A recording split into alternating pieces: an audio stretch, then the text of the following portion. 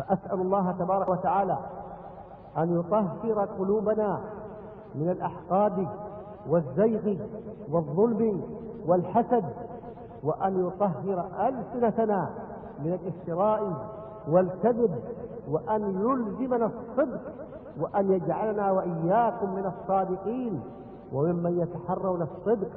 وإن الصدق لا يهدي إلى البر، ولا يزال الرجل يصدق ويتحرى الصدق حتى يكتب عند الله صديقا.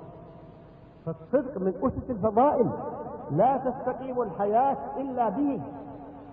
والكذب والفجور من المعاول الهدامة التي تهدم الأخلاق وتهدم العقائد والأديان وتهدم المجتمعات وتفسد الحياة، فلنحذرها.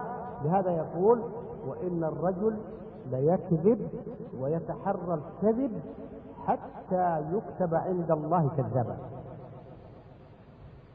فنسأل الله تبارك وتعالى أن يوفقنا وإياكم لتحري الصدق حتى نكتب عند الله من الصادقين، وأن يجنبنا غوائل الكذب والفجور حتى لا نكون والعياذ بالله فجارا ولا من المكتوبين عند الله من الكذابين.